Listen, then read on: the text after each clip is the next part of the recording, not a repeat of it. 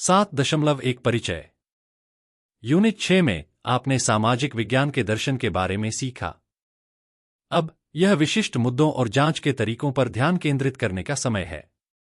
Unit 7 में हम प्रत्यक्षवाद पर चर्चा करेंगे, एक ऐसी विधि जिसका उद्देश्य समाजशास्त्र को उच्च संज्ञानात्मक दर्जा दिलाना था।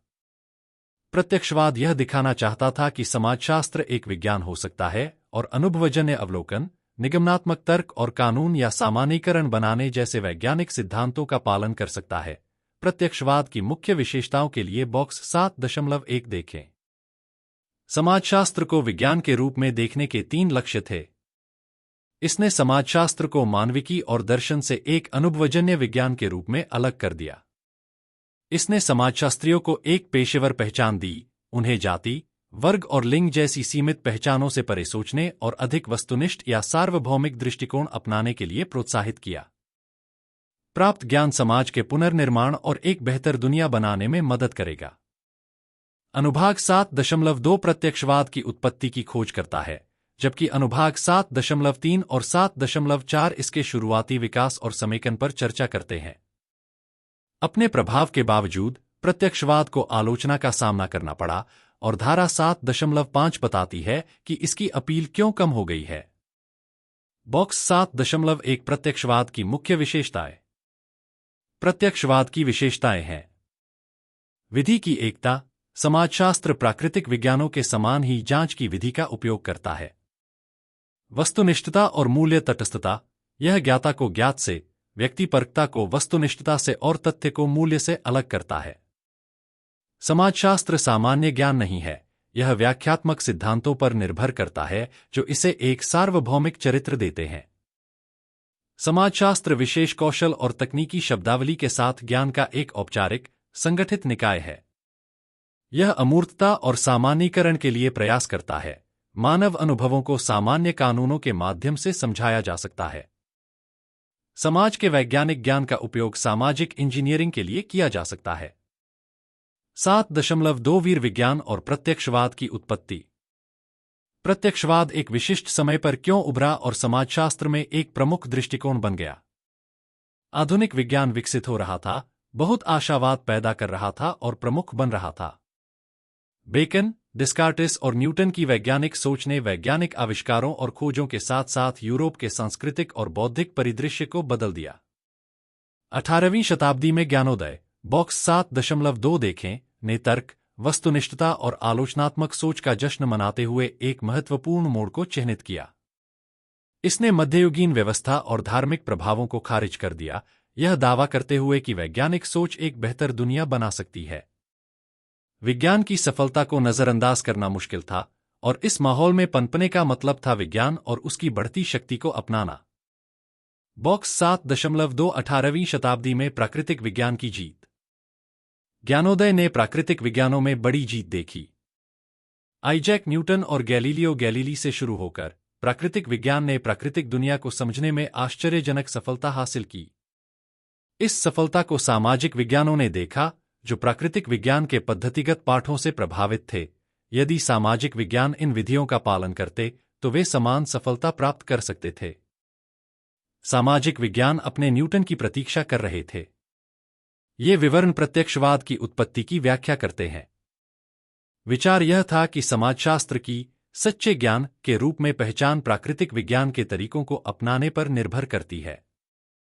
दूसरा कारक औद्योगिक क्रांति, व्यापार, वाणिज्य का विस्तार और पूंजीपति वर्ग का उदय था, जिसने पश्चिम में सत्ता की गतिशीलता को बदल दिया। प्रौद्योगिकीविदों, वैज्ञानिकों और पूंजीपतियों, नए अभिजात वर्ग ने विज्ञान में बहुत संभावनाएं देखीं और सकारात्मक और वैज्ञानिक संस्कृति का दृढ़ता से समर्थन किया। असहमतिपूर्ण आवाजों के बावजूद, जैसे कि रोमांटिकवाद से कल्पना, व्यक्तिपरकता और रचनात्मकता की वकालत करने वाले, विज्ञान की भाषा अप्रतिरोध्य थी, जिसे राजनीतिक आर्थिक प्रतिष्ठान द्वारा समर्थन दिया गया था। विज्ञान यहां रहने के लिए था और सकारात्मकता इसका अपरिहार्य परिणाम था। इसे बेहतर ढंग से समझने के लिए विज्ञान की आत्मधारणा पर विचार करें। विज्ञान को सामान्य ज्ञान से एक क्रांतिकारी प्रस्थान के रूप में देखा जाता है। जबकि सामान्य ज्ञान गलत नहीं हो सकता है, यह शायद ही कभी ठोस सबूतों के आधार पर व्यवस्थित स्पष्टीकरण की तलाश करता है। उदाहरण के लिए, लोगों ने आधुनिक विज्ञान से पहले पहिए के कार्य को समझा, लेकिन यह विज्ञान ही था जिसने इसे घर्षण बल जैसे सिद्धांतों के साथ समझाया। इसी तरह न्यूटन के सिद्धांतों ने ज्वार, प्रक्षेप्य पथ और चंद्रमा की गति जैसे कई तथ्यों की व्याख्या की। सामान्य ज्ञान की अस्पष्टता के विपरीत, विज्ञान विशिष्ट, केंद्रित भाषा का उपयोग करता है।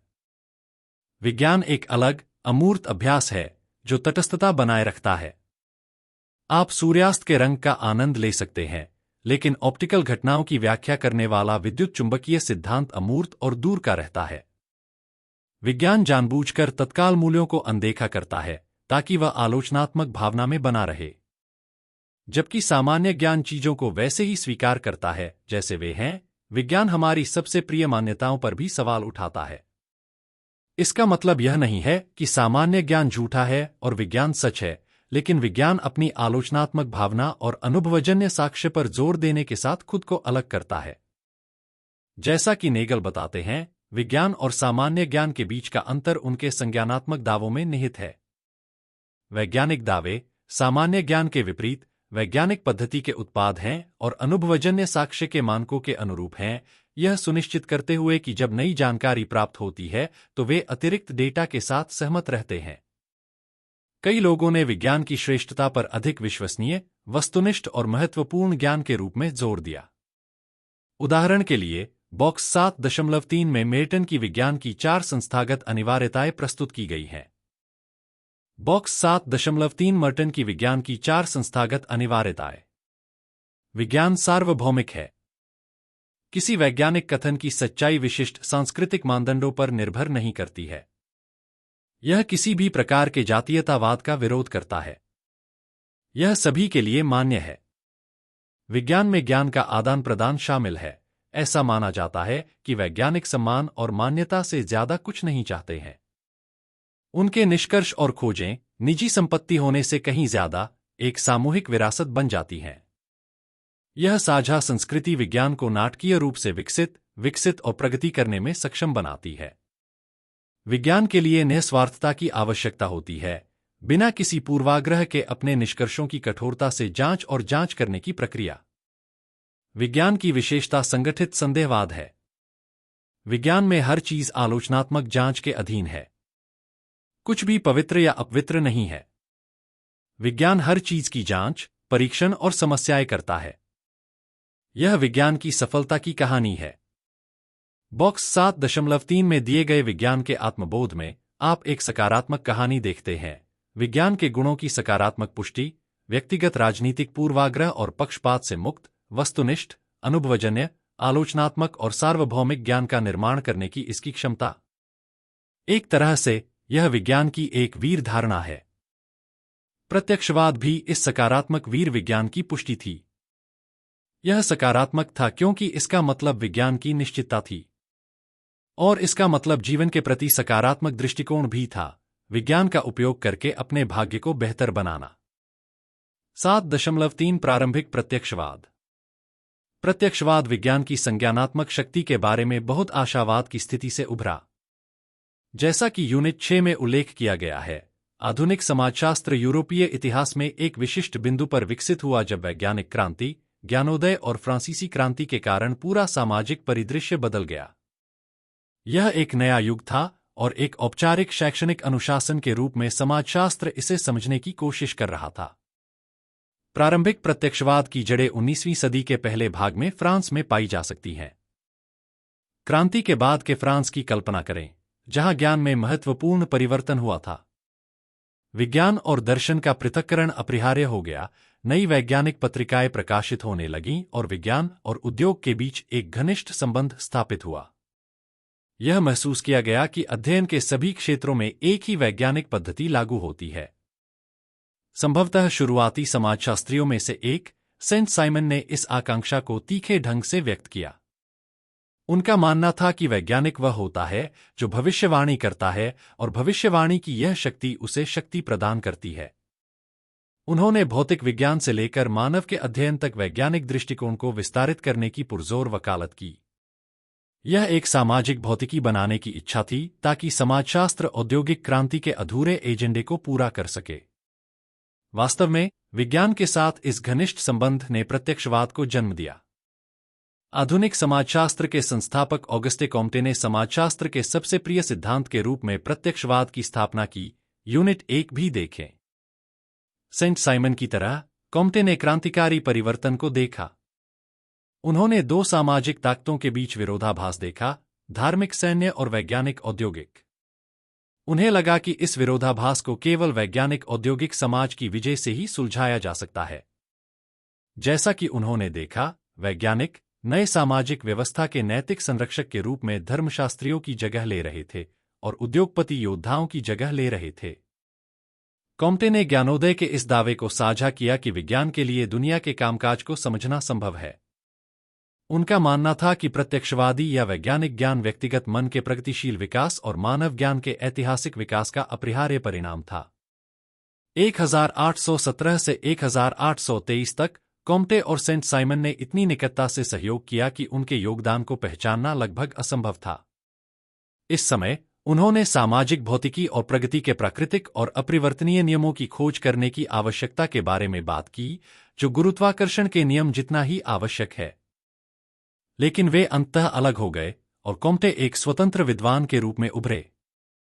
1830 से 1842 के दौरान उन्होंने कोर्स ऑफ पॉजिटिव फिलॉसफी के 6 खंड प्रकाशित किए और 1851 से 1854 के दौरान उन्होंने सिस्टम ऑफ पॉजिटिव पॉलिटिक्स के 4 खंड प्रकाशित किए।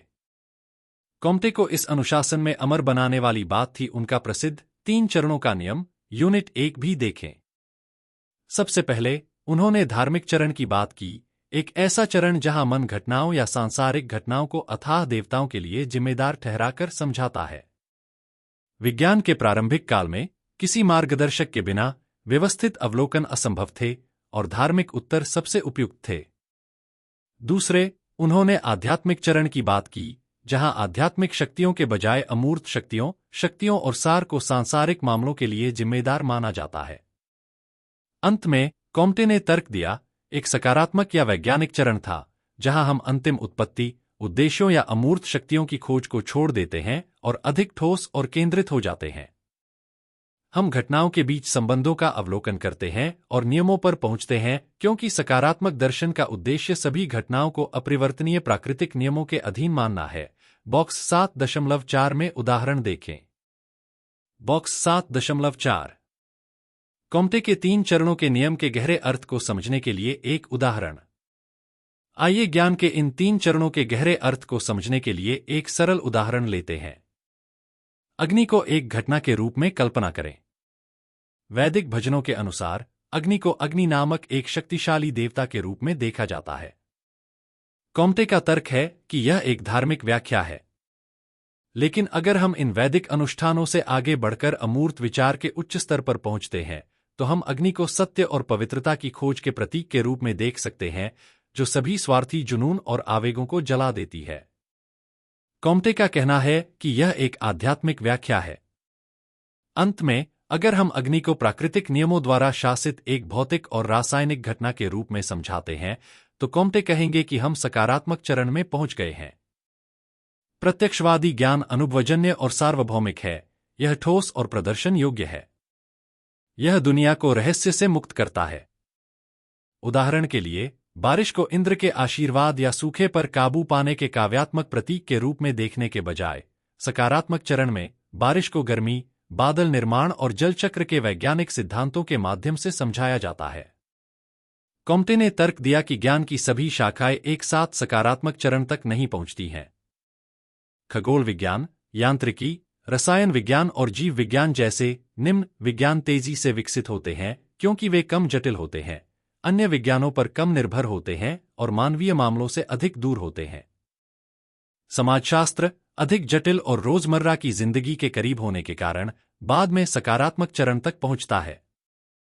हालांकि कॉम्टे को उम्मीद थी कि समाजशास्त्र भी अब खुद को एक सकारात्मक विज्ञान के रूप में पेश कर सकता है, सामाजिक घटनाओं का विश्लेषण कर सकता है और उन्हें नियंत्रित करने वाले नियमों की खोज कर सकता है। उनके लिए समाजशास्त्र विज्ञानों की रानी है, क्योंकि इसके मार्गदर्शन के बिना निम्न विज्ञानों की खोजों का मानवता के लाभ के लिए पूरी तरह से उपयोग नहीं किया जा सकता है। विज्ञान दो प्रकार के होते हैं, विश्लेषणात्मक और संश्लेषणात्मक। भौतिकी और रसायन विज्ञान विश्लेषणात्मक हैं क्योंकि वे अलग अलग घटनाओं के बीच नियम स्थापित करते हैं। जीव विज्ञान संश्लेषणात्मक है क्योंकि पूरे जीवित प्राणी से अलग किसी अंग की व्याख्या करना असंभव है। इसी तरह कॉम्टे का मानना था कि समाजशास्त्र संश्लेषणात्मक है क्योंकि हर चीज, चाहे वह धर्म हो या राज्य, का अध्ययन पूरे समाज के संदर्भ में किया जाना चाहिए। प्रत्यक्षवाद के निहितार्थ स्पष्ट हैं। जिस तरह गणित और भौतिकी में कोई स्वतंत्र इच्छा नहीं होती, उसी तरह कॉम्टे का मानना था कि समाजशास्त्र में कोई स्वतंत्र इच्छा नहीं होती। उनका मानना था कि समाजशास्त्र यह निर्धारित कर सकता है कि क्या है, क्या होगा और क्या होना चाहिए, जिसका अर्थ है कि सामाजिक घटनाएं सख्त नियतिवाद के अधीन हैं। उदाहरण के लिए, बुनियादी गणित सीखने वाला बच्चा भी आपको बताएगा कि 2+2 4। चाहे आप और मैं कुछ भी चाहें, इस तथ्य को बदला नहीं जा सकता। दूसरे शब्दों में, 2+2 4 गुरुत्वाकर्षण के नियम की तरह एक लौह नियम है जो हमारी व्यक्तिपरक मनस्थितियों की परवाह किए बिना प्रबल होता है। यह वह ज्ञान है जिसके लिए प्रत्यक्षवाद प्रयास करता है। उदाहरण के लिए, यदि एक मार्क्सवादी के रूप में आप तर्क देते हैं कि समाजवाद अपरिहार्य है क्योंकि इतिहास उसी तरह आगे बढ़ता है, तो आप एक प्रत्यक्षवादी की तरह तर्क दे रहे हैं। मार्क्सवाद को गुरुत्वाकर्षण की तरह एक अपरिवर्तनीय प्राकृतिक नियम के रूप में मानते हैं जो हमारे जीवन की परियोजनाओं और विचारों की परवाह किए बिना मौजूद है। कॉम्टे विज्ञान के एक महान समर्थक थे और प्रगति और वैज्ञानिक निष्पक्षता की ज्ञानोदय धारणा में विश्वास करते थे। फिर भी वे एक महान नैतिकतावादी भी थे जो सामाजिक व्यवस्था और उसके नैतिक आधार के बारे में गहराई से चिंतित थे। उन्होंने समाज के पुनर्निर्माण के लिए सकारात्मक समाजशास्त्र का उपयोग करने की कोशिश की, इसे मानव जाति के लिए एक धर्मनिरपेक्ष धर्म के रूप में देखा। इसने निस्बेट को यह टिप्पणी करने के लिए प्रेरित किया कि कॉम्टे के लिए सकारात्मक समाजशास्त्र केवल ईसाई धर्म से रहित मध्ययुगीनता है। फ्रांसीसी समाज की स्थिति पर विचार करें जिसका सामना कॉम्टे ने किया। क्रांति एक महत्वपूर्ण मोड़ थी, लेकिन इसने नई समस्याओं को भी जन्म दिया जिन्हें कॉम्टे ने परेशान करने वाला पाया। उदाहरण के लिए, उन्होंने प्रचलित अराजकता का विरोध किया जो अतिरंजित व्यक्तिवाद को जन्म देती है, जिसे वे आधुनिक सभ्यता की बीमारी के रूप में देखते थे। उन्होंने उन लोगों का भी विरोध किया जो तलाक के अधिकारों का समर्थन करते थे। उन्हें डर था कि इससे परिवार और समुदाय कमजोर हो जाएगा। कॉम्टे का मानना था कि इस नैतिक संकट या व्यवस्था के संकट का समाधान होना चाहिए। उन्हें विश्वास था कि नया सकारात्मक समाजशास्त्रीय ज्ञान इस शून्य को भर सकता है और धर्म के उपचारात्मक कार्य को पूरा कर सकता है। इस प्रकार कॉम्टे के प्रत्यक्षवाद ने यह दिलचस्प संदेश दिया कि विज्ञान, अपनी प्रगतिशील भूमिका के बावजूद, व्यवस्था का एक अभिन्न अंग, व्यवस्था की विचारधारा भी है। 7.4 प्रत्यक्षवाद का समेकन।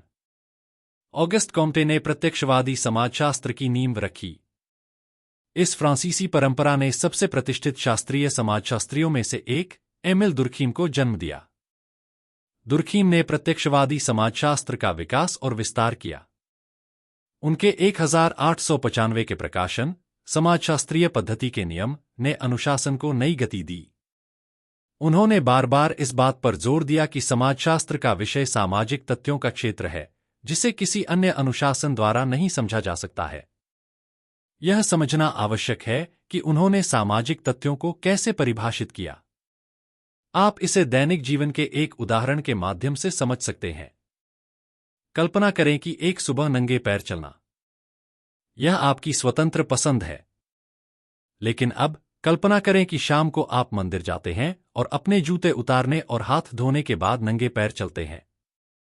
इन दोनों अनुभवों के बीच एक महत्वपूर्ण अंतर है। दूसरे मामले में आप पूरी तरह से स्वतंत्र नहीं हैं।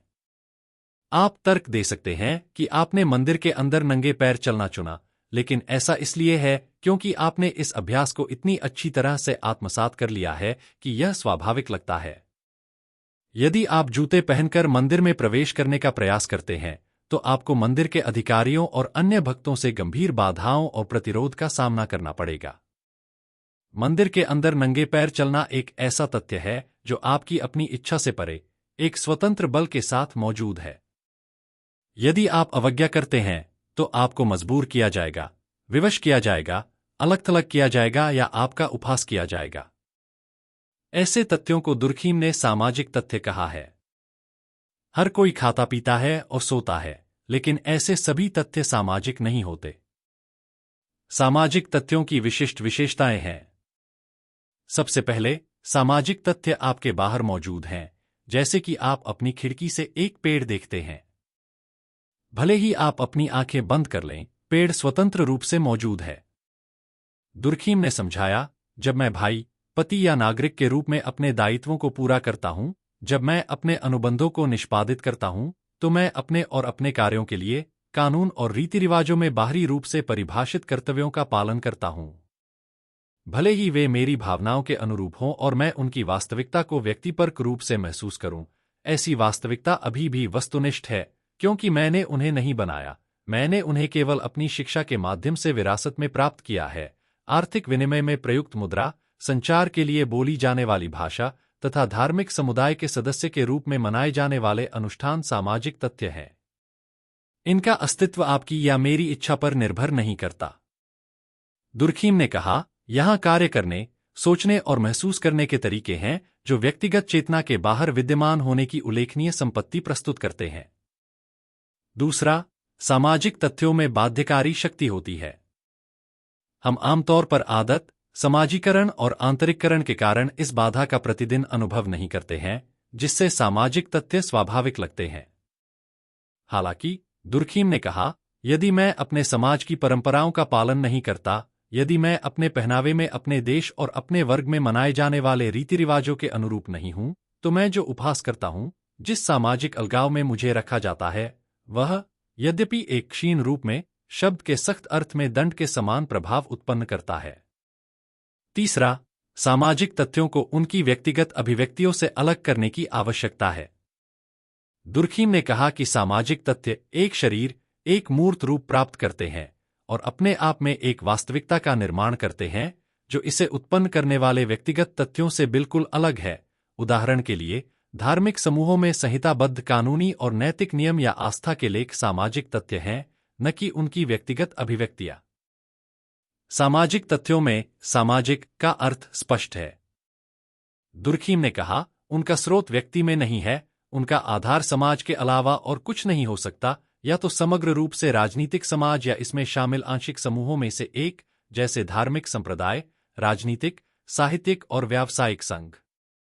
संक्षेप में, दुर्खीम के शब्दों का उपयोग करते हुए, एक सामाजिक तथ्य कार्य करने का हर तरीका है, चाहे वह निश्चित हो या नहीं, जो व्यक्ति पर बाहरी प्रतिबंध लगाने में सक्षम हो, या फिर कार्य करने का हर तरीका जो किसी दिए गए समाज में सामान्य हो, जबकि साथ ही साथ अपने व्यक्तिगत अभिव्यक्तियों से स्वतंत्र अपने अधिकार में मौजूद हो। आप दुर्खीम के वैज्ञानिक समाजशास्त्र को सामाजिक तथ्यों के अध्ययन के लिए उनके द्वारा निर्धारित नियमों को देखकर बेहतर ढंग से समझ सकते हैं। एक नियम सामाजिक तथ्यों को चीजों के रूप में देखना है।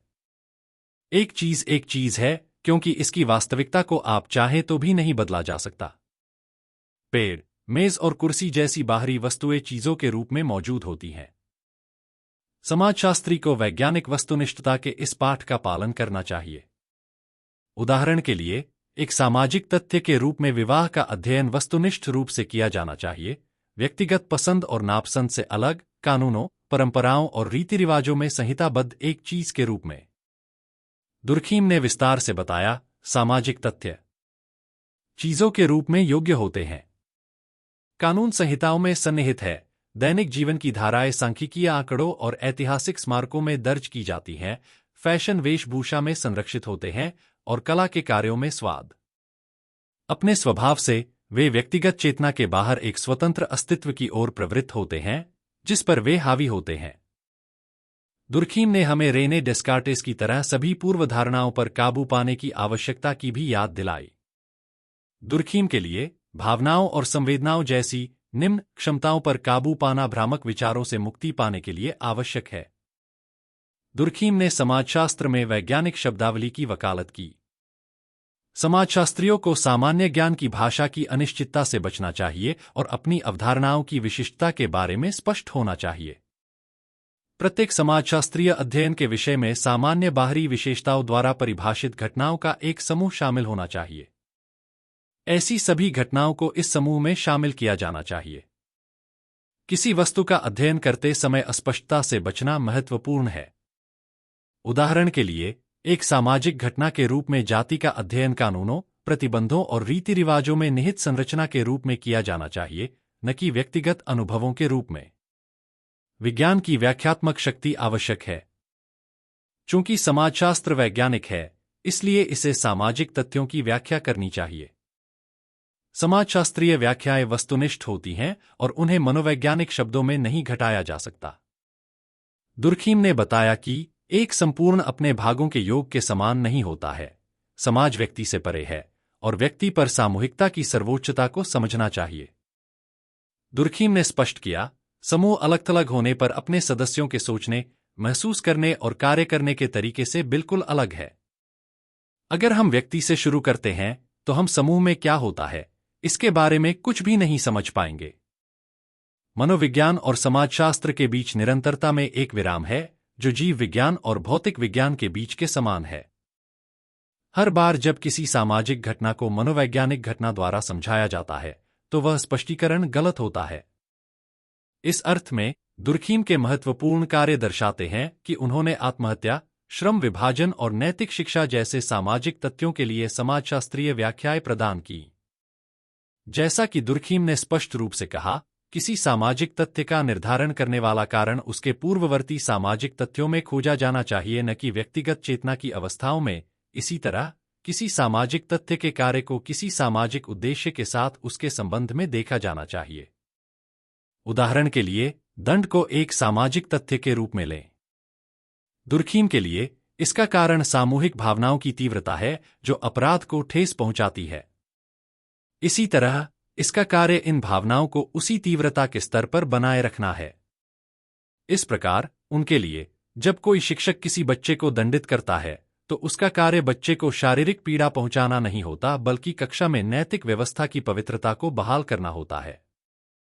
दुर्खीम के अनुसार, किसी सामाजिक घटना की व्याख्या करना, उसके कारण और उसके कार्य को खोजना है। कारण और कार्य दोनों ही अनिवार्य रूप से सामाजिक हैं, व्यक्ति तक सीमित नहीं है। दुर्खीम द्वारा विकसित वैज्ञानिक समाजशास्त्र ने इस अनुशासन को नई गति दी।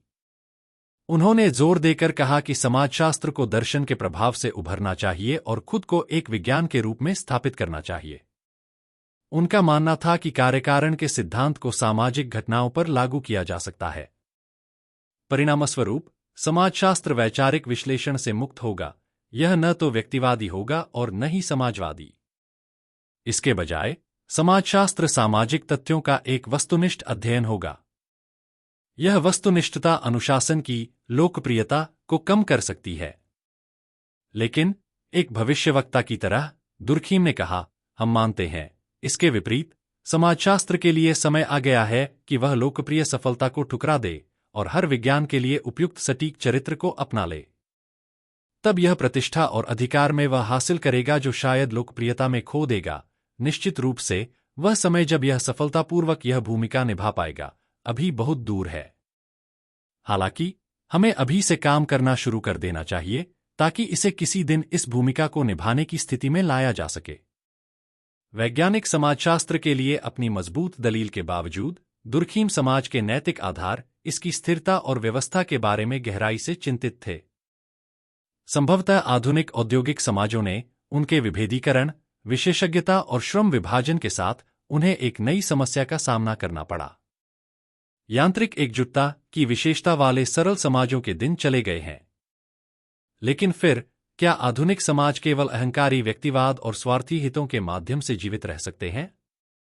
कोई आश्चर्य नहीं, उन्होंने उपयोगितावाद और अपने आनंद को अधिकतम करने की कोशिश कर रहे परमाणुकृत व्यक्ति के उत्सव की एक मजबूत आलोचना विकसित की।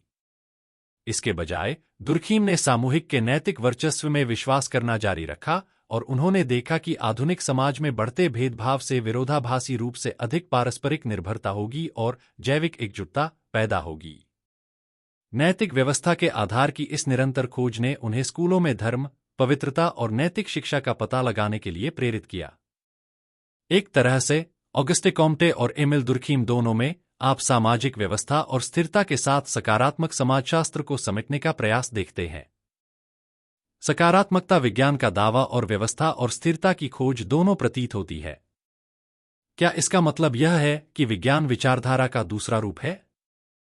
यूनिट 1 देखें, जहां एक समान प्रश्न का उत्तर सकारात्मक रूप से दिया गया है।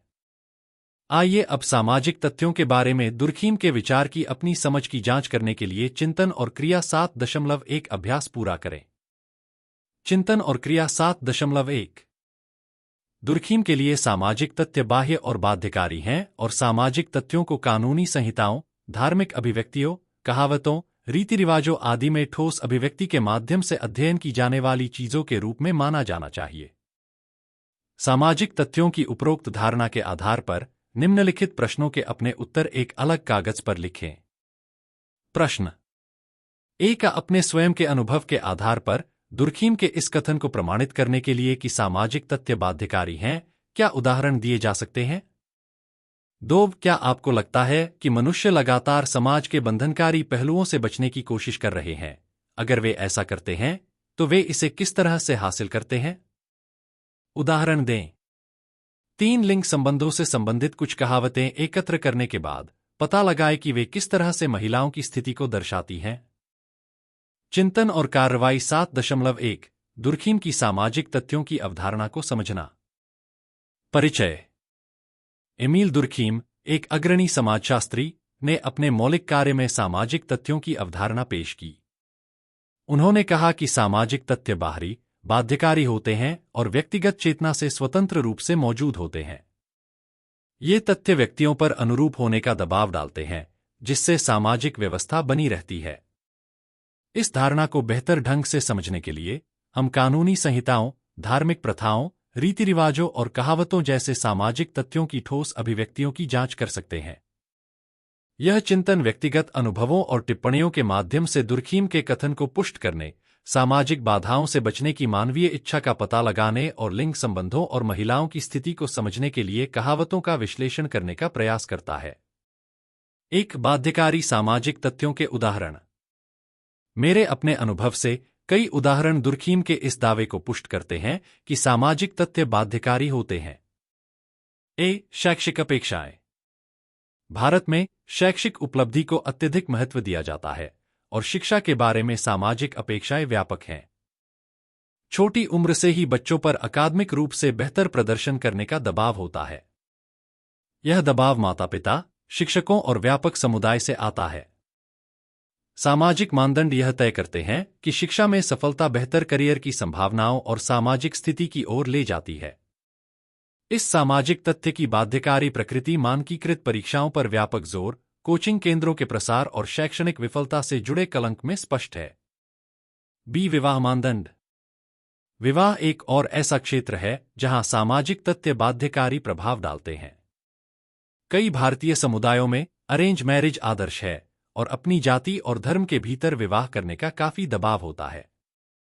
जो व्यक्ति इन अपेक्षाओं से विचलित होते हैं, जैसे कि प्रेम विवाह या अंतरजातीय विवाह चुनने वाले, उन्हें अक्सर सामाजिक बहिष्कार और पारिवारिक अस्वीकृति का सामना करना पड़ता है।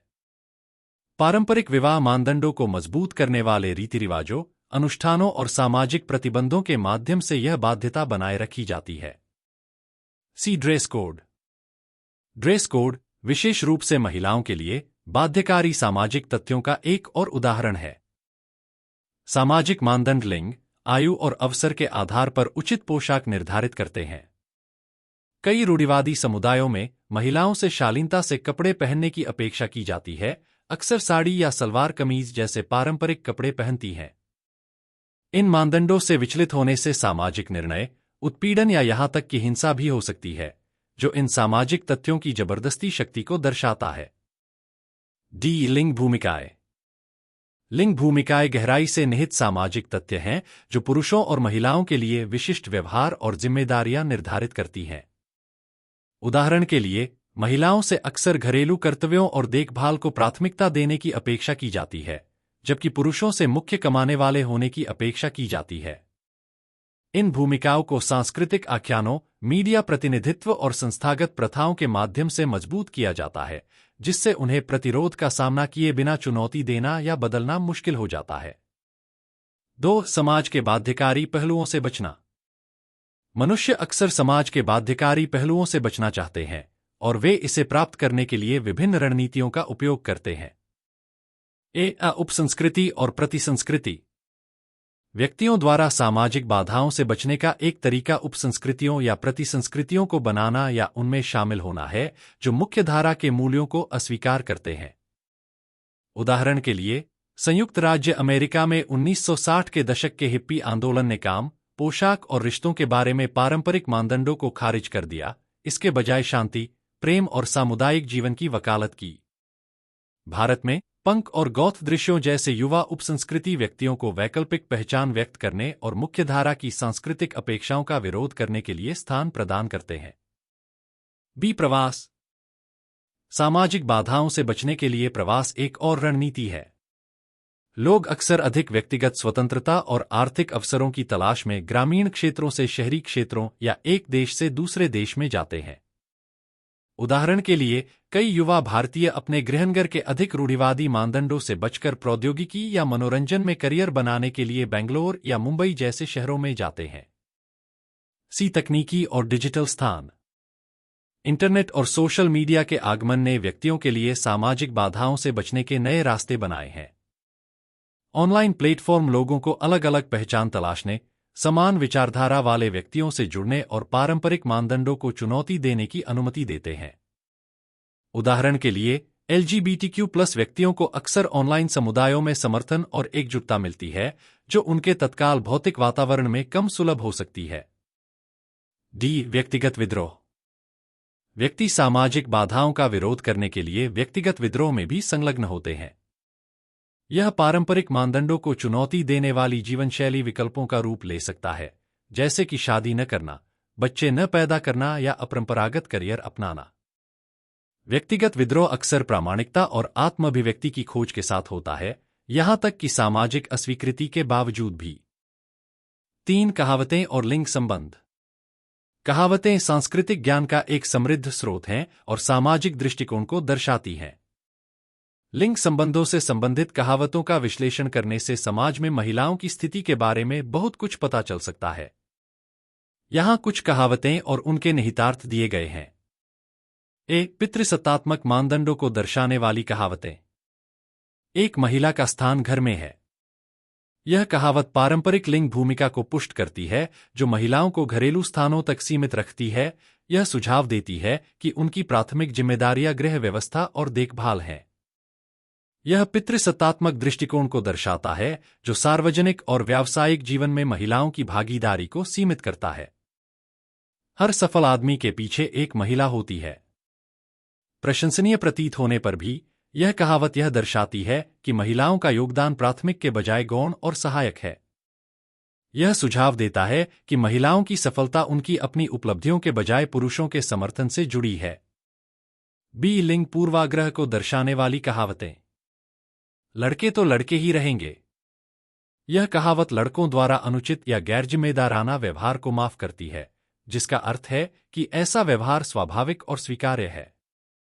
यह एक दोहरे मानदंड को कायम रखती है, जहां लड़कियों द्वारा समान व्यवहार को अधिक कठोरता से आंका जाएगा।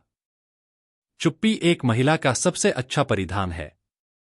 यह कहावत महिलाओं को शांत और विनम्र रहने के लिए प्रोत्साहित करती है, इस धारणा को पुष्ट करती है कि महिलाओं को बोलना या खुद को मुखर नहीं करना चाहिए। यह महिलाओं से निष्क्रिय और आज्ञाकारी होने की सामाजिक अपेक्षा को दर्शाता है। बदलते दृष्टिकोण को दर्शाती कहावतें। एक महिला को शिक्षित करें, एक पीढ़ी को शिक्षित करें। यह आधुनिक कहावत महिलाओं को शिक्षित करने के परिवर्तनकारी प्रभाव पर जोर देती है, सामाजिक प्रगति में योगदान देने की उनकी क्षमता को पहचानती है। यह महिलाओं की शिक्षा और सशक्तिकरण को महत्व देने की दिशा में बदलाव को दर्शाती है। महिलाएं आधा आसमान संभालती हैं। माओ जेडोंग द्वारा प्रचलित यह कहावत समाज में महिलाओं के समान योगदान को स्वीकार करती है। यह एक अधिक समतावादी दृष्टिकोण को दर्शाता है, जो जीवन के विभिन्न क्षेत्रों में महिलाओं की भूमिकाओं को पहचानता है। निष्कर्ष। दुर्खीम की सामाजिक तथ्यों की अवधारणा बाहरी और बाध्यकारी ताकतों को समझने के लिए एक मूल्यवान ढांचा प्रदान करती है, जो व्यक्तिगत व्यवहार और सामाजिक मानदंडों को आकार देती है। व्यक्तिगत अनुभवों और टिप्पणियों के माध्यम से हम देखते हैं कि शैक्षिक अपेक्षाएं, विवाह मानदंड, ड्रेस कोड और लिंग भूमिकाएं बाध्यकारी सामाजिक तथ्यों के रूप में कैसे कार्य करती हैं। इन बाधाओं के बावजूद व्यक्ति अधिक स्वतंत्रता की तलाश करने के लिए विभिन्न रणनीतियों का उपयोग करते हैं, जैसे कि उपसंस्कृति बनाना, पलायन करना, डिजिटल स्थानों का उपयोग करना और व्यक्तिगत विद्रोह में शामिल होना। कहावतें सामाजिक दृष्टिकोण के प्रतिबिंब के रूप में गहरी बैठी हुई लिंग पूर्वाग्रहों के साथ साथ महिलाओं की भूमिकाओं की विकसित धारणाओं को प्रकट करती हैं। इन गतिशीलता को समझने से हमें सामाजिक जीवन की जटिलताओं और व्यक्तिगत स्वायत्तता और सामाजिक परिवर्तन के लिए चल रहे संघर्षों की सराहना करने में मदद मिलती है। सामाजिक तथ्यों और उनके प्रभाव की आलोचनात्मक जांच करके हम एक अधिक समावेशी और न्यायसंगत समाज बनाने की दिशा में काम कर सकते हैं, जहां व्यक्ति बिना किसी अनुचित दबाव के अपने रास्ते पर चलने के लिए स्वतंत्र हैं। 7.5 प्रत्यक्षवाद की आलोचना। फ्रांसीसी समाजशास्त्रीय परंपरा में प्रत्यक्षवाद विकसित हुआ और दुनिया भर में एक प्रमुख पद्धति बन गई। प्रत्यक्षवाद आकर्षक था क्योंकि इसका उद्देश्य समाजशास्त्र को वैज्ञानिक दर्जा देना था। सटीकता, वस्तुनिष्ठता, कारणता और मूल्य तटस्थता पर इसके ध्यान ने इसे व्यापक रूप से स्वीकार्य बना दिया। इस प्रत्यक्षवादी दृष्टिकोण ने सामाजिक घटनाओं के परिमाणीकरण को जन्म दिया, गुणात्मक मानवीय अनुभवों को सांख्यिकीय आंकड़ों में बदल दिया। इसने उल्लेखनीय सफलताएं हासिल कीं। हालांकि हर कोई प्रत्यक्षवाद से सहज नहीं था। सबसे पहले, प्राकृतिक विज्ञानों से विधियों को मानव समाज पर लागू करना समस्याग्रस्त है, क्योंकि समाज में सोचने वाले प्रतिवर्ती एजेंट होते हैं जो अपने कार्यों के माध्यम से दुनिया को बदलते हैं। इस प्रकार समाज अमूर्त, सार्वभौमिक सामान्यीकरण के अधीन नहीं हो सकता। आलोचकों का तर्क है कि प्रत्यक्षवाद सामाजिक अभिनेताओं की रचनात्मकता और एजेंसी को कमजोर करता है। जैसा कि यूनिट 6 में चर्चा की गई है, व्याख्यात्मक समाजशास्त्र ने प्रत्यक्षवाद से एक ताजा प्रस्थान की पेशकश की। दूसरा, प्रत्यक्षवाद की कथित नैतिक तटस्थता इसे नैतिक या राजनीतिक मुद्दों से अलग एकमात्र तकनीक तक सीमित कर देती है। विरोधाभासी रूप से यह तटस्थता स्वयं राजनीतिक है, क्योंकि प्रतिष्ठान अक्सर खुद को वैध बनाने के लिए प्रत्यक्षवाद की वैज्ञानिक प्रकृति का उपयोग करता है। यह प्रत्यक्षवाद को प्रतिष्ठान समर्थक, रूढ़िवादी और गैर आलोचनात्मक बनाता है। 20वीं सदी में आलोचनात्मक सिद्धांतकारों, विशेष रूप से फ्रैंकफर्ट स्कूल मार्क्सवादियों ने प्रत्यक्षवाद की तीखी आलोचना की। उन्होंने तर्क दिया कि विज्ञान ने अपनी मुक्तिदायी शक्ति खो दी है और वह प्रतिष्ठान का हिस्सा बन गया है। युद्ध, हिंसा, फांसीवाद, संस्कृति उद्योग और अधिनायकवाद के अनुभव ने इन विचारकों को ज्ञानोदय की द्वंद्वात्मकता पर चर्चा करने के लिए प्रेरित किया। एडोर्नो, होर्कहाइमर और मार्क्यूज जैसे विचारकों ने तर्क दिया कि प्रत्यक्षवादी विज्ञान तर्कसंगता का साधन था, जो वर्चस्व और हेरफेर की ओर ले जाता था। उन्होंने अधिक आलोचनात्मक, प्रतिवर्ती, गुणात्मक और मुक्तिदायी सामाजिक विज्ञान का आह्वान किया। तीसरा, जैसा कि यूनिट 6 में बताया गया है, उत्तर आधुनिकतावादी विज्ञान की नींव को नष्ट कर देते हैं। उनके लिए प्रत्यक्षवाद अपनी संज्ञानात्मक शक्ति और वैधता खो देता है। वस्तुनिष्ठ विज्ञान और व्यक्तिपर कथा के बीच का अंतर मिट जाता है, जिससे समाजशास्त्र जीवनी और जीवन इतिहास से भरा एक और आख्यान बन जाता है। गैर प्रत्यक्षवादी या उत्तर आधुनिक समाजशास्त्र सांस्कृतिक अध्ययनों के समान दिखता है। प्रत्यक्षवाद तब उभरा जब समाजशास्त्र खुद को एक विज्ञान के रूप में स्थापित कर रहा था और कुछ लोगों को आकर्षित करना जारी रखता है, जैसा कि यूनिट 4 में उल्लेख किया गया है। हालांकि नए अनुभवों और विज्ञान की तटस्थता से मोहभंग के साथ और रिफ्लेक्सिविटी और रचनात्मकता के प्रति नई संवेदनशीलता के साथ प्रत्यक्षवाद की आलोचना बढ़ रही है। इसकी अपील कम हो गई है। इस बौद्धिक बदलाव को समझने के लिए प्रत्यक्षवाद की दो विशिष्ट आलोचनाओं पर विचार करें। रिफ्लेक्सिव समाजशास्त्र पद्धतिगत द्वैतवाद का विरोध करता है। एल्विन डब्ल्यू गोल्डनर ने प्रत्यक्षवाद के विकल्प के रूप में रिफ्लेक्सिव समाजशास्त्र का प्रस्ताव रखा। अमेरिकी समाजशास्त्री गोल्डनर ने नैतिक संवेदनशीलता के साथ प्रत्यक्षवाद की आलोचना की।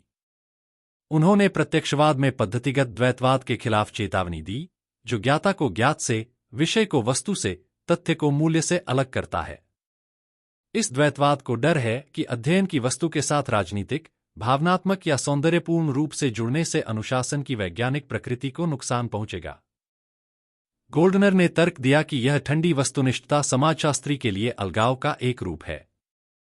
पद्धतिगत द्वैतवाद समाजशास्त्री के भेद्यता के डर से उपजा है। इसका उद्देश्य विद्वान को भावनाओं और मूल्यों से मुक्त करना है, यह मानते हुए कि एक निष्पक्ष दिमाग सबसे अच्छा काम करता है। हालांकि गोल्डनर ने पद्धतिगत एकतावाद की वकालत की, जिसमें कहा गया कि ज्ञाता और ज्ञात के बीच के अलगाव को दूर किया जाना चाहिए।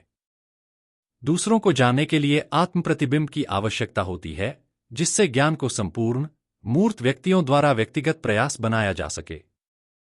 रिफ्लेक्सिव समाजशास्त्र ज्ञान के अर्थ को बदल देता है, इसे मात्र सूचना से आत्मजागरूकता और नई संवेदनशीलता में बदल देता है।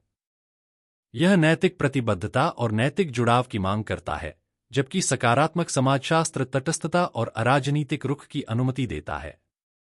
उदाहरण के लिए, सकारात्मक तरीकों का उपयोग करके झुग्गी संस्कृति का अध्ययन करने में झुग्गी झोपड़ी के साथ व्यक्तिगत रूप से जुड़े बिना प्रश्नावली वितरित करने और डेटा का विश्लेषण करने के लिए शोध सहायकों को काम पर रखना शामिल है। गोल्डनर का रिफ्लेक्सिव समाजशास्त्र इसका विरोध करता है, आत्म प्रतिबिंब को प्रोत्साहित करता है और किसी के अपने विशेषाधिकार और दूसरों की पीड़ा से उसके संबंध पर सवाल उठाता है। यह आत्म प्रतिबिंब एक ऐसे समाजशास्त्र की ओर ले जाता है जो इसे केवल वस्तु बनाने के बजाय एक नई दुनिया बनाने का प्रयास करता है। नारीवादी और दलित शोध में रुझान इस रिफ्लेक्सिव समाजशास्त्र को दर्शाते हैं, जो सहानुभूति, पीड़ा को समझने और वैकल्पिक व्यवहार के लिए प्रयास करने पर जोर देते हैं। एजेंसी और संरचना की प्रक्रिया। एंथनी गिडेंस, एक प्रमुख समाजशास्त्री, ने प्रत्यक्षवाद की एक और महत्वपूर्ण आलोचना की। उनकी पुस्तक new rules of sociological method ने व्याख्यात्मक परंपराओं के साथ बातचीत करके और नए नियमों का प्रस्ताव करके एक महत्वपूर्ण मोड़ दिया। गिडेंस ने इस बात पर जोर दिया कि प्रकृति और मानव समाज अलग अलग क्षेत्र हैं। प्रकृति मानव द्वारा नहीं बनाई गई है, लेकिन समाज लगातार मानव एजेंटों द्वारा बनाया और परिवर्तित किया जाता है। इस प्रकार समाजशास्त्र में प्राकृतिक विज्ञान पद्धति की सीमाएं हैं। गिडेंस ने तर्क दिया कि समाजशास्त्र में न्यूटोनियन आकृति की प्रतीक्षा करना व्यर्थ है। गिडेंस ने घटनात्मक और नृवंश विज्ञान संबंधी परंपराओं की खोज की, जो मानव अभिनेताओं द्वारा दुनिया से जुड़े अर्थों पर केंद्रित थी। हालांकि उन्होंने नोट किया कि ये अर्थ असमान संसाधनों की विशेषता वाले सामाजिक संदर्भ में स्थित हैं। उदाहरण के लिए, शिक्षकों और छात्रों के बीच असमान संसाधनों के कारण एक कक्षा संघर्ष और प्रतियोगिता का स्थल है। इस प्रकार अकेले व्याख्यात्मक समाजशास्त्र अपर्याप्त है, एजेंसी और संरचना के बीच जटिल संबंधों को समझना महत्वपूर्ण है। गिडेंस ने प्रस्तावित किया कि समाजशास्त्र विषयों के सक्रिय कार्यों द्वारा गठित दुनिया से संबंधित है। जाति जैसी सामाजिक वास्तविकता पहले से तय नहीं होती, बल्कि मानव एजेंटों द्वारा लगातार बनाई और बदली जाती है। आंदोलन और सुधार इस गतिशील वास्तविकता को दर्शाते हैं। हालांकि सामाजिक अभिनेताओं की रचनात्मकता ऐतिहासिक और संरचनात्मक बाधाओं से सीमित होती है। गिडेंस ने संरचना के द्वंद्व की अवधारणा पेश की, जहां संरचना न केवल बाध्य करती है, बल्कि मानव एजेंसी को सक्षम भी बनाती है। उदाहरण के लिए, भाषा व्याकरण के नियमों का पालन करती है, लेकिन रचनात्मक अभिव्यक्ति और परिवर्तन की भी अनुमति देती है। गिडेंस ने इस बात पर जोर दिया कि समाजशास्त्री उस भाषा से बच नहीं सकते जिसका उपयोग आम अभिनेता अपनी दुनिया को समझने के लिए करते हैं। सार्थक समाजशास्त्रीय शोध के लिए अध्ययन किए गए समुदाय की प्रथाओं में डूबे रहने की आवश्यकता होती है, हालांकि पूरी सदस्यता की आवश्यकता नहीं होती। समाजशास्त्रीय अवधारणाओं में दोहरी व्याख्या शामिल है, क्योंकि सामाजिक अभिनेता समाज की व्याख्या करते हैं और समाजशास्त्री सैद्धांतिक रूपरेखाओं के भीतर इसकी पुनर्व्याख्या करते हैं। इन बहसों ने समाजशास्त्र को समृद्ध किया है, जो अनुशासन के भीतर कई दृष्टिकोणों के महत्व को उजागर करता है। चिंतन और कार्रवाई 7.2 संरचनाएं जितनी सक्षम बनाती हैं, उतनी ही बाधक भी होती हैं। लोग लगातार नवाचार करते हैं और दी गई संरचनाओं की व्याख्या करते हैं। समकालीन परिस्थिति के उदाहरण के साथ उपरोक्त कथन की व्याख्या करें और संरचनाकरण की प्रक्रिया पर एक संक्षिप्त टिप्पणी लिखें। अपने अध्ययन केंद्र में MA समाजशास्त्र के साथी शिक्षार्थियों के साथ अपने नोट पर चर्चा करें। चिंतन और कार्रवाई 7.2 संरचनाएं और संरचनाकरण। अवधारणा को समझना। यह कथन संरचनाएं जितनी सक्षम बनाती हैं उतनी ही बाधक भी होती हैं। लोग लगातार नवाचार करते हैं और दी गई संरचनाओं की व्याख्या करते हैं। संरचनाकरण के समाजशास्त्रीय सिद्धांत में एक मौलिक सिद्धांत को समाहित करता है जिसे एंथनी गिडेंस ने सबसे उल्लेखनीय रूप से व्यक्त किया है। यह सिद्धांत यह मानता है कि सामाजिक संरचनाएं मानव व्यवहार को आकार देती हैं और साथ ही साथ इससे आकार लेती हैं। संरचनाएं ऐसे ढांचे प्रदान करती हैं जिनके भीतर सामाजिक क्रियाएं होती हैं, लेकिन वे अपने अस्तित्व और प्रजनन के लिए इन क्रियाओं पर भी निर्भर करती हैं। संरचना और एजेंसी के बीच यह गतिशील परस्पर क्रिया संरचना के द्वंद्व को उजागर करती है। संरचनाएं सामाजिक प्रथाओं का माध्यम और परिणाम दोनों हैं। अवधारणा का चित्रण। इस अवधारणा को बेहतर ढंग से समझने के लिए आइए एक समकालीन स्थिति की जांच करें। कोविड-19 महामारी के दौरान कार्यस्थल का परिवर्तन। महामारी से पहले कार्यस्थल संरचना। महामारी से पहले पारंपरिक कार्यस्थल मुख्य रूप से भौतिक कार्यालयों, नियमित कार्य घंटों और आमने-सामने बातचीत की विशेषता थी। इस संरचना ने कर्मचारियों को विभिन्न तरीकों से बाध्य और सक्षम बनाया। उदाहरण के लिए, भौतिक कार्यालय ने सहज बातचीत और तत्काल संचार की अनुमति दी, सहयोग की सुविधा दी और समुदाय की भावना को बढ़ावा दिया। हालांकि, इसने आवागमन की आवश्यकता, कठोर कार्य घंटे और कम लचीले कार्यजीवन संतुलन की संभावना जैसी बाधाएं भी लगाईं। महामारी व्यवधान और संरचनात्मक परिवर्तन। कोविड-19 महामारी ने कार्यस्थल की संरचना को मौलिक रूप से बदलते हुए दूरस्थ कार्य में तेजी से बदलाव की आवश्यकता पैदा की। संगठनों को उत्पादकता और संचार बनाए रखने के लिए डिजिटल उपकरणों और तकनीकों को लागू करते हुए नवाचार और अनुकूलन करना पड़ा। इस बदलाव ने संरचनाओं की दोहरी प्रकृति को उजागर किया। बाधक पहलू। शुरू में दूरस्थ कार्य में अचानक बदलाव ने महत्वपूर्ण चुनौतियां पेश कीं। कर्मचारियों को नई तकनीकों के अनुकूल होने, संचार बनाए रखने और एक ही भौतिक स्थान पर काम और व्यक्तिगत जीवन को संतुलित करने में कठिनाइयों का सामना करना पड़ा। संगठनों को दूरस्थ टीमों का प्रबंधन करने, डेटा सुरक्षा सुनिश्चित करने और कर्मचारी जुड़ाव बनाए रखने के लिए नए प्रोटोकॉल और रणनीतियां विकसित करनी पड़ी। सक्षम करने वाला पहलू। दूसरी ओर, दूरस्थ कार्य ने अधिक लचीलापन भी सक्षम किया, आवागमन का समय कम किया और कर्मचारियों को अपने कार्यजीवन संतुलन को अधिक प्रभावी ढंग से प्रबंधित करने के अवसर प्रदान किए। इसने संगठनों को भौगोलिक सीमाओं के बिना एक व्यापक प्रतिभा पूल तक पहुंचने की अनुमति दी और भौतिक कार्यालय स्थानों को बनाए रखने से जुड़ी ओवरहेड लागत को कम किया। मानव एजेंसी की भूमिका। इस परिवर्तन के दौरान मानव एजेंसी ने एक महत्वपूर्ण भूमिका निभाई। कर्मचारियों और प्रबंधकों ने लगातार नई संरचनाओं की व्याख्या और पुनर्परिभाषित किया। उन्होंने वर्चुअल मीटिंग, सहयोगी प्लेटफॉर्म और डिजिटल प्रोजेक्ट प्रबंधन टूल जैसे जुड़े रहने के तरीके खोजे। दूरस्थ कार्य की संरचना इन क्रियाओं द्वारा आकार लेती थी और काम के भविष्य को भी प्रभावित करती थी। उदाहरण के लिए, कर्मचारियों ने अपनी उत्पादकता और मानसिक स्वास्थ्य को प्रबंधित करने के लिए नई दिनचर्या और अभ्यास विकसित किए।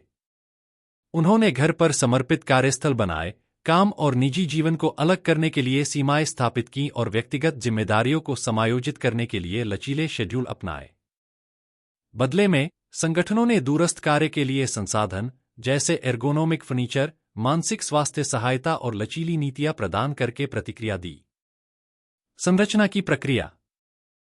संरचना की प्रक्रिया में गहराई से जाने के लिए हमें इसके मुख्य घटकों का पता लगाना चाहिए। एजेंसी और रिफ्लेक्सिविटी।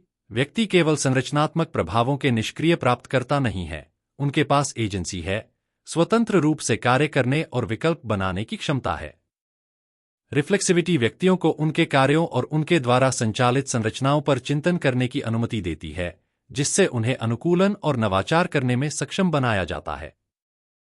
संरचना का द्वैत। संरचनाएं सक्षम और विवश दोनों होती हैं। वे सामाजिक क्रिया के लिए नियम और संसाधन प्रदान करती हैं, लेकिन इन क्रियाओं का परिणाम भी है। इस द्वैत का अर्थ है कि संरचनाएं और एजेंट निरंतर बातचीत और सह-निर्माण की स्थिति में हैं। समय और स्थान। संरचना की प्रक्रिया लौकिक और स्थानिक है। सामाजिक प्रथाएं विशिष्ट संदर्भों में स्थित होती हैं और समय के साथ विकसित होती हैं। महामारी के कारण दूरस्थ कार्य में बदलाव इस बात का एक प्रमुख उदाहरण है कि लौकिक और स्थानिक आयाम संरचनात्मक परिवर्तनों और मानवीय क्रियाओं को कैसे प्रभावित करते हैं। शक्ति और संसाधन। संरचनाएं शक्ति संबंधों और संसाधनों के वितरण को मूर्त रूप देती हैं। दूरस्थ कार्य की ओर बदलाव ने संगठनों के भीतर शक्ति की गतिशीलता को बदल दिया, क्योंकि कर्मचारियों को अपने कार्य वातावरण और शेड्यूल पर अधिक नियंत्रण प्राप्त हुआ।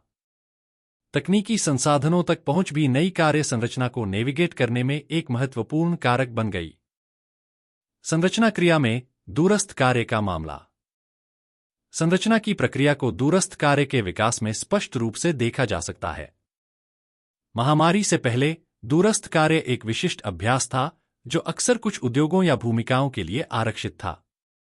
महामारी ने उत्प्रेरक के रूप में कार्य किया, जिससे विभिन्न क्षेत्रों में दूरस्थ कार्य को अपनाने में तेजी आई। इस परिवर्तन में कई चरण शामिल थे। व्यवधान और नवाचार। महामारी के प्रारंभिक चरण ने पारंपरिक कार्यस्थल संरचनाओं को बाधित कर दिया।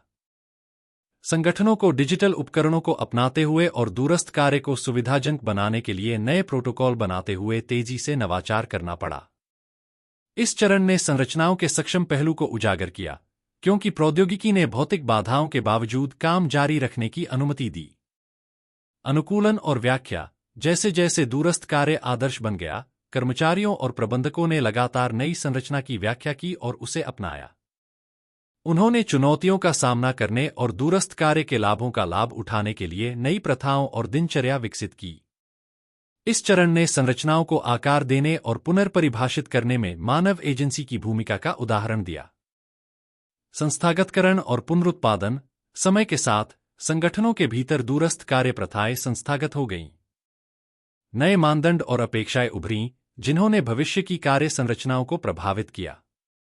इस चरण ने संरचना की द्वैतता को दर्शाया, क्योंकि नई दूरस्थ कार्य प्रथाएं संगठनात्मक संरचना का हिस्सा बन गईं, जो भविष्य की क्रियाओं और निर्णयों को प्रभावित करती हैं। चिंतन और परिवर्तन। दूरस्थ कार्य प्रथाओं पर चल रहे चिंतन ने आगे के नवाचारों और समायोजनों को जन्म दिया। संगठनों और कर्मचारियों ने उत्पादकता और कल्याण को अनुकूलित करने के लिए दूरस्थ और कार्यालय में काम को संतुलित करते हुए हाइब्रिड कार्य मॉडल का पता लगाना जारी रखा। इस चरण ने संरचना के लौकिक और स्थानिक आयामों को रेखांकित किया, क्योंकि समय के साथ और विभिन्न संदर्भों में प्रथाएं विकसित हुईं। निष्कर्ष। यह कथन, संरचनाएं उतनी ही बाध्यकारी हैं जितनी सक्षम बनाती हैं। लोग लगातार नवाचार करते हैं और दी गई संरचनाओं की व्याख्या करते हैं। संरचना सिद्धांत के सार को दर्शाता है। कोविड-19 महामारी के दौरान कार्यस्थल का परिवर्तन इस अवधारणा का एक सम्मोहक चित्रण प्रदान करता है। दूरस्थ कार्य में बदलाव ने संरचनाओं की दोहरी प्रकृति, मानव एजेंसी की भूमिका और संरचना की निरंतर प्रक्रिया को उजागर किया।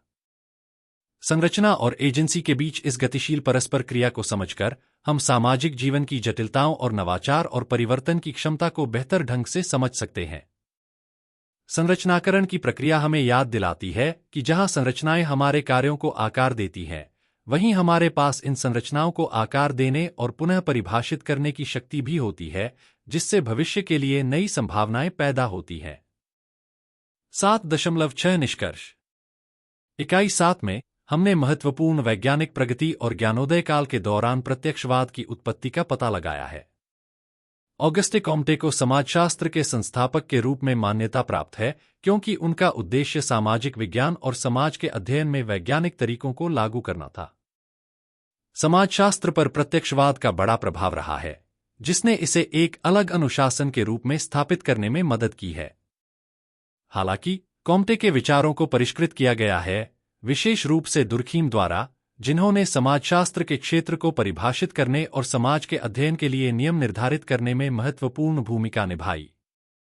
हालांकि बाद के विचारकों ने दुर्खीम के नियंत्रित समाज के दृष्टिकोण की आलोचना की है, लेकिन उनका काम व्यक्तिगत और सामाजिक कार्यों के बीच अंतर करने के लिए एक रूपरेखा प्रदान करता है। समाजशास्त्र में नई पद्धतियों और दृष्टिकोणों ने व्यक्तियों की भूमिका पर अधिक ध्यान केंद्रित किया है। हमने इस व्यक्ति केंद्रित दृष्टिकोण के उदाहरण के रूप में गिडेंस के काम पर चर्चा की है। प्रत्यक्षवाद की एक और कड़ी आलोचना गोल्डनर की ओर से आई, जिन्होंने तर्क दिया कि प्रत्यक्षवाद के पृथक तरीके पर्यवेक्षक और अवलोकित के बीच एक अंतर पैदा करते हैं। उन्होंने एक रिफ्लेक्सिव समाजशास्त्र की वकालत की, जिसका सामाजिक विज्ञानों में, विशेष रूप से सामाजिक नृविज्ञान में व्यापक रूप से समर्थन किया गया है। प्रतिनिधित्व का मुद्दा, कौन किसके लिए बोलता है, नृविज्ञान और व्यापक सामाजिक विज्ञान दोनों में एक प्रमुख बहस बन गया है। एकल, रैखिक सिद्धांतों की उत्तर आधुनिक आलोचना के साथ कई दृष्टिकोणों को पहचानने की प्रवृत्ति बढ़ रही है। इस संदर्भ में हमें यह पूछना चाहिए कि हमारे वैश्वीकरण की दुनिया में सामान्यीकरण सिद्धांतों की क्या प्रासंगिकता है।